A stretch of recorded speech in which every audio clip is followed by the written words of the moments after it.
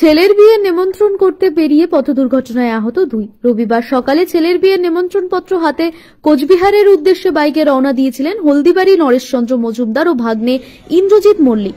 শিকারপুর হাজির দোকান এলাকায় ঘটে বিপত্তি। দ্রুত গতির পিকআপ ভ্যানের ধাক্কায় ছিটকে পড়ে তারা, গুরুতর জখম হন দুজনেই। বর্তমানে তারা জলপাইগুড়ি সুপার স্পেশালিটি হাসপাতালে চিকিৎসাধীন। পায়ে গভীর চোট লাগলেও বেঁচে যান দুজনেই। তাদের কথায় দুজনের মাথায় থাকা হেলমেটই এই যাত্রায় মামা ভাগ্নেকে বাঁচিয়ে দিয়েছে, কিন্তু ভেঙে যাওয়া হেলমেটটা সারা জীবন মনে করাবে কিরকম দুর্ঘটনা থেকে বেঁচে ফিরলাম। ট্রাফিক পুলিশ জানিয়েছে, হেলমেটটা যে শুধু আইন মানার বিষয় তা নয়, জীবন বাঁচানোরও হাতিয়ার। তা আরও একবার চোখে আঙ্গুল দিয়ে দেখিয়ে দিল এই দুর্ঘটনা। পুলিশ ঘটনার তদন্ত শুরু করেছে।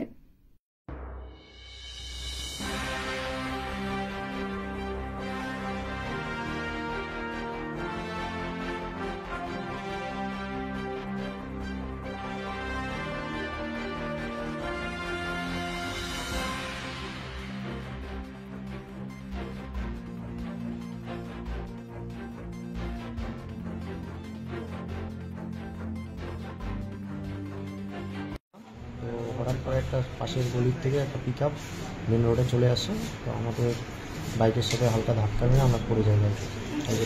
আপনারা কোথা থেকে আসছিলেন, কোথায় যাচ্ছিলেন? হলদিবাড়ি থেকে এসে কোচবিহার যাচ্ছিলাম। কোচবিহার যাওয়ার সময় মাথায় হেলমেট ছিল? হেলমেট ছিল, সেফটি শ্যু পরা ছিল, তো পায়ে লেগেছে, তাছাড়া কোথাও লাগেনি। হেলমেটটার জন্যই আমরা বেঁচে গেছি, মাথায় কোনো চোট লাগেনি। তো সবাইকে সচেতন যে সবাই হেলমেট পরে বাইক চালান, অনেকটা সেফটি সবাই। কতজন ছিলেন আপনারা বাইকে? দুজন ছিলেন। দুজনেই হলদিবাড়ি থেকে কোচবিহার যাচ্ছিলেন।